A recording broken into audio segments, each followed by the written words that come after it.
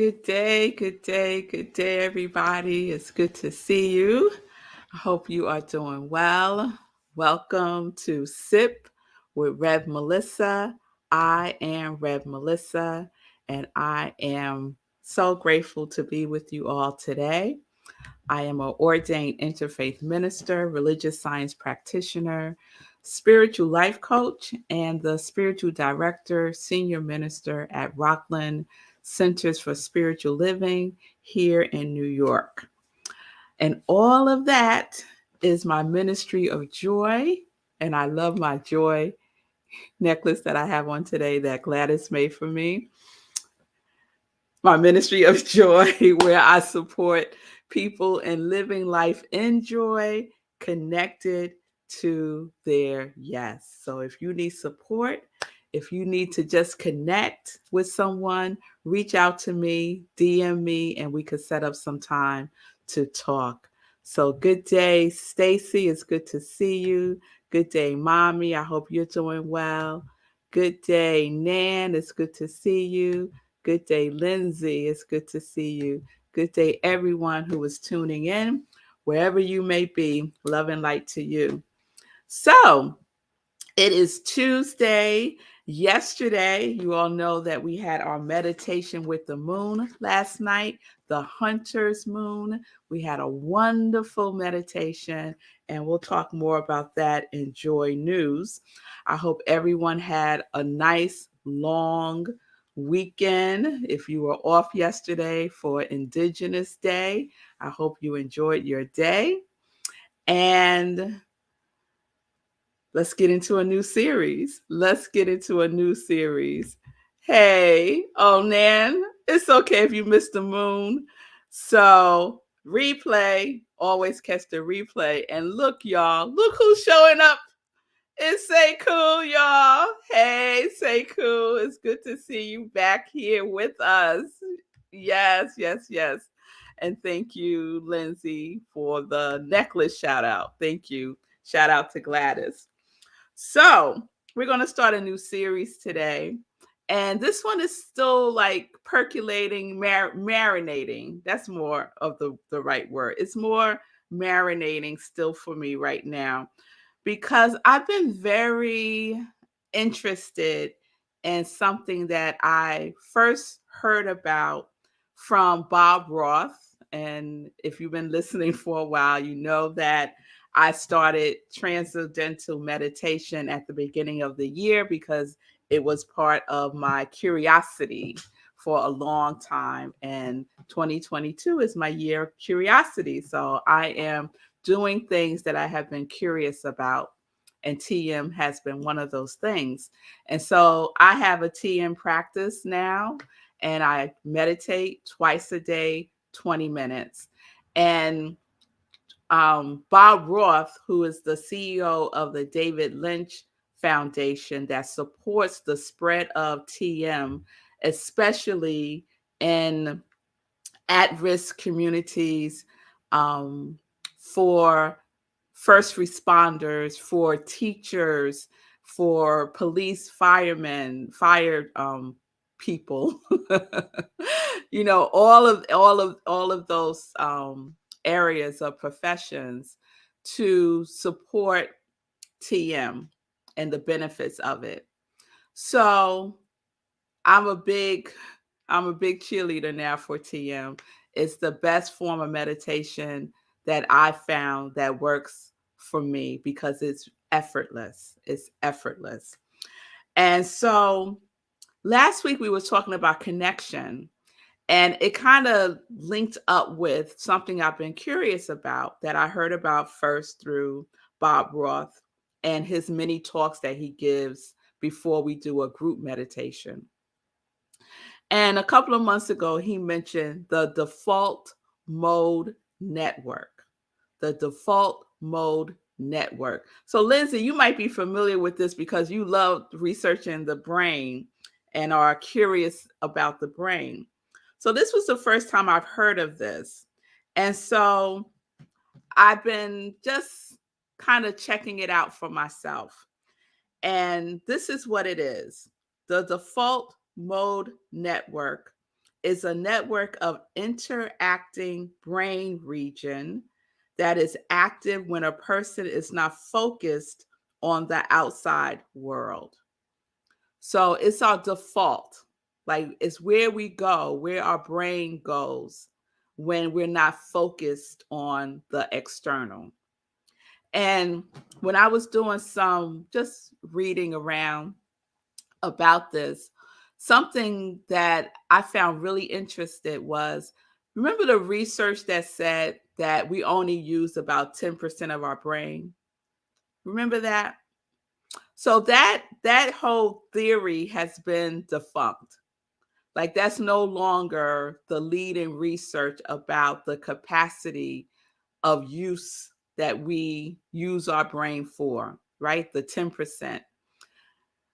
What they're saying now, what the research is showing now, is that it's not so much about the percentage of use of our brains, it's more so about the connectivity of the different areas of our brain.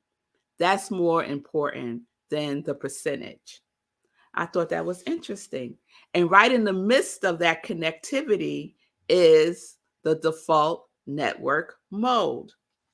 So I'm going to get a little nerdy here for just a moment because I want to share the 4 parts that of the brain that is part of the default mode network.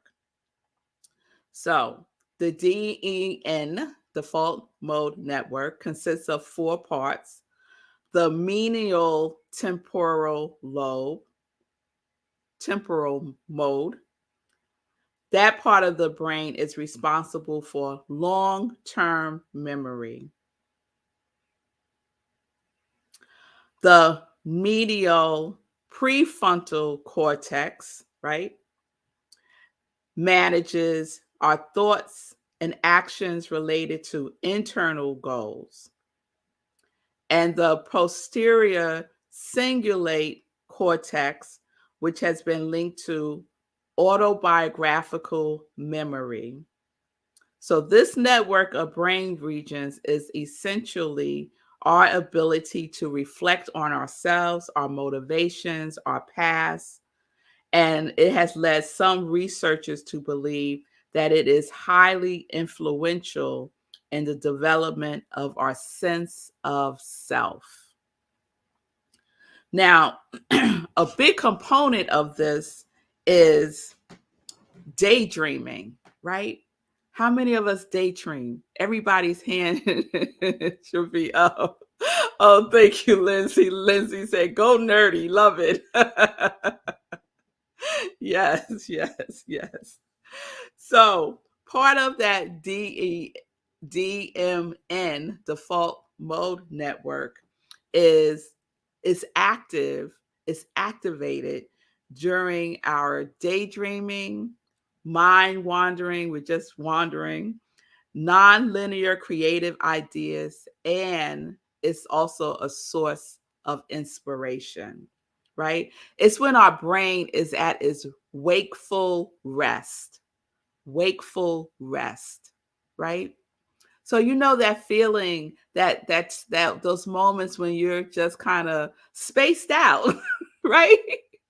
It happens sometimes when we're driving. We can go into a default mode status, and all of a sudden we're at our destination and we have no memory of getting there. We're just on autopilot, right? But our brain is doing stuff, right? It's gone into its default mode, it's daydreaming, it's wandering, it's doing all of these things, right? Now, driving may not be the best time for this region of the brain to be activated, right? So that's why we need to be able to manage it, if you will, right? Be aware of it. So this got me thinking about where my mind goes. Like, what is my default mode network place that I go when I'm daydreaming or my mind is just wandering? So, again, oh, let me say this before I say the next thing. So our default mode network is just a natural state of being, right? It's not bad, it's not good, it's just what is. It's something that the brain does. However, when it's out of balance, we can go into like rumination, we ruminate over something over and over and over again. Like you just can't let it go. You replay it over and over and over again in your mind. Like something happened. And when you go into that, oh, I wish I had said this, and you replay it over and over again in your mind, that's part of your default mode network, right? It's activated, right? Anyone have that experience? I do. I had that of replaying something that's happened in the past over and over and over again. The issue is when we allow it to stress us out, because we could ruminate so much that it causes stress. It increases our cortisol levels, right? So, what do you think your default mode network is for you? So I'm very curious about this for me most of the time. So I'm just going to share four. I'm going to share three different types of daydreaming that's part of our default mode network. There's a lot of them, but I'm just going to share these three for right now. So one, positive constructive default mode network daydreaming, right? So positive constructive is you daydream and it's kind of playful and you kind of have wishful thoughts, right? So it's positive, right? So when you're not focused on anything external, your mind tends to default to positive constructive thoughts. Okay, is that you? Yes? No? Maybe so? Let's see. The second one, the guilty dysphoric daydreaming, characterized by feelings of guilt, thoughts of guilt, and painful thoughts. So when you're at that wakeful rest, is your default to feel and think guilty thoughts, painful thoughts? Do you have a tendency to go in that direction as your default? And then the third one, poor attention control. And this one is characterized by an inability to focus on internal or external thoughts. You're just all over the place, right? Just all over the place. You can't focus on anything for any particular length of time. It's just, you're just bombarded with thoughts, right? Just bombarded with thoughts. And so that's called poor attention control. So we have positive constructive, guilty dysphoric, and poor attention control. Those three. Now, I suspect, like Simone here, that many of us are probably positive constructive. Simone is saying positive daydreaming is totally her. Yeah, me too. And we can all have any one of these at different points of time, in different times of our lives. We might be going through a really stressful period, and we might fall more into the default mode of poor attention control, right? And so we can become aware of what our default mode is and if we are in it. And then we could use our tools, our practices to help us shift into a different mode, right? I see you, Nan. Nan said, I used to be two, but now I'm one most of the time because of these new thought teachings. Yes, Nan. Amen to that. And Lindsay is saying, yes, get my greatest insights. Yes, yes, yes. positive daydreaming, right? And Nan was saying she used to be too, right? The painful thoughts, the guilty thoughts, she used to be there. And she has shifted into a more positive, constructive outlook, more positive, constructive thoughts, right? So we still have the ability. It's not something that's just happening to us and we have no control over it. But the key is the awareness, right? Yes, awareness is the key. Yes, Lindsay. Lindsay talks about awareness in her ABCs, right? A is for awareness. So let's be more aware. Let's be more aware. Simone is saying, when I find myself in a negative space, I think of things that make me feel good. That's beautiful, Simone. So what are your practices? Right? What are your practices? TM, practicing Transcendental Meditation, has supported me so much in deepening my awareness of where I am in my thinking, in my thoughts, and my feelings. And in this moment in time, am I here now or am I someplace else? And then I could gently bring myself back. Could gently bring myself back into the energy of my quality, right? We all have our quality that we are embodying and practicing for 2022, right? So the practice for me is for my default mode network to be activated in my quality of joy. So when my mind is at wakeful rest, it's at wakeful rest with joy. My daydreaming is joyful.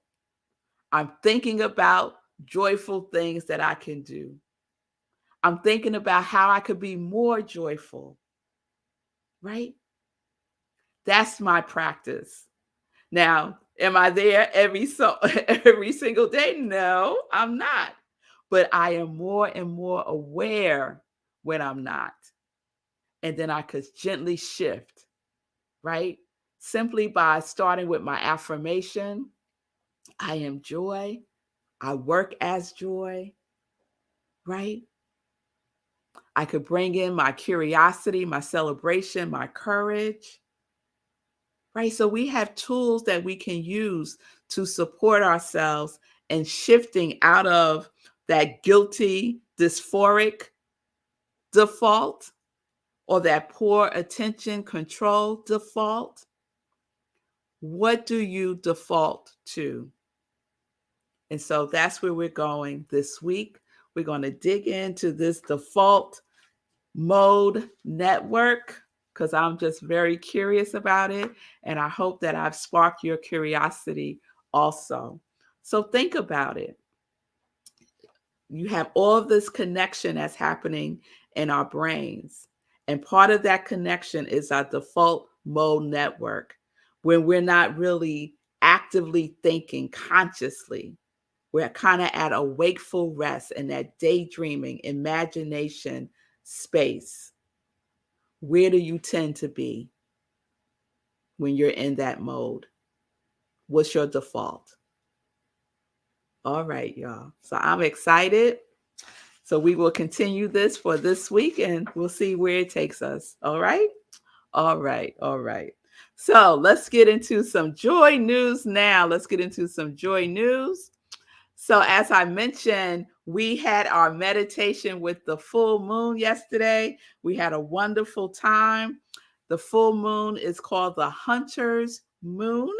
And I just want to shout out Julian, Cheryl, Caroline, Sue, Anita, Tim, and everyone else that was there. Thank you so much for joining me live last night for our meditation. We focused on what we are affirming for ourselves. And we created affirmations and we added the feeling tone and we gave space for the moon to speak to us, right? To speak to us and help us with our affirmations. So If you missed it, please check out the replay. Our next meditation with the moon will be on November 8th at 8:30 p.m. Eastern Time. That's also Election Day. So it's the Beaver moon in November. That's the full moon. And I will remind you as we get closer to that date. But you can mark it on your calendars now so you'll have it, November 8th. Tomorrow, Wednesday, we have our Power of Prayer at Rockland CSL. If you want or need or desire prayer, please join us at 7 p.m. tomorrow. Go to rocklandcsl.org, click on Hour of Power, and you'll be in the Zoom room. It's led by one of our practitioners at Rockland CSL. And just get prayed up. Just get prayed up. So please join if you are in need of prayer or just want to be in that vibration. Sunday, we have Living Life in Joy. And so lately on my Living Life in Joy show, we have been replaying my sermons from Sunday service. So this past Sunday, we showed the Sunday sermon from last Sunday, which was Mind on Money. Mind on Money. We're focused on money this month at Rockland. And overall, we're focusing on being ready, right? Being ready. So this Sunday, it will be another sermon replay. And this Sunday, it is Spirit, Substance, Supply. Oh my. Spirit, Substance, Supply. Oh my. So please tune in for that. It's a wonderful sermon, if I say so myself. So that is happening on Sunday. And then, oh, my card just dropped. Let's see. Yes. I'm so glad Sekou is on. And this is exciting. I text Sekou this morning. I said 97%. And he was like, 97? Question mark. 97% is where Sekou's Hero Charity Run is. That is the status. We are only $127.09 away from his goal of raising $3,650 for Back on My Feet, which is a nonprofit organization that supports the unhoused community in getting back on their feet by using the discipline and the resiliency of running. So Sekou is supporting that organization. It is his entry point, his ticket, let's say, to the New York City Marathon. And his commitment was to raise $3,650. As of this morning, about an hour ago, he was at $3,522.91. So this is the last push, y'all, because he has to raise this by October 15th. That is the deadline. So by October 15th, Sekou will have, I am knowing it right here and right now, Sekou has $3,650 or more. Hey, because you'll know we're about that overflow life, right? We're about that overflow life. High emotion radiates overflow. That is our acronym for HERO here at Sit with Rev Melissa. Sekou's giving a big old yes. We got this, Sekou. You got this. Get your sneakers ready because you are going. So $127.09. That's all, y'all. That's all. So get to giving. Get to giving. $10, y'all. $10. If everybody right now gave $10, he would be closer to his goal. So please support Sekou. You could go to herocharityrun.com for more information and to donate. All right, y'all. All right. Sekou, I'm almost tempted to say, let's see what Sekou has to say and pop you all up on today's show. But I know he ain't there yet. I know we're not there yet, but it's wonderful just to know that you're there and to see your comments. Yes, yes, it is. Yes, it is. All right, everybody. That is today's Sip with Rev Melissa. Have a wonderful day. Pay attention to your default mode, right? When you start to daydream, look to see where you are. Where you going? Are you going down the path of guilt and pain? Or are you going towards the path of positivity and joy and whatever your quality may be? Say cool laughing. All right, y'all. I will see you tomorrow, 10:30 a.m. Eastern Time. Peace and blessings, everybody. Peace and justice. We are living life in joy. Enjoy, enjoy. Connected to our yes.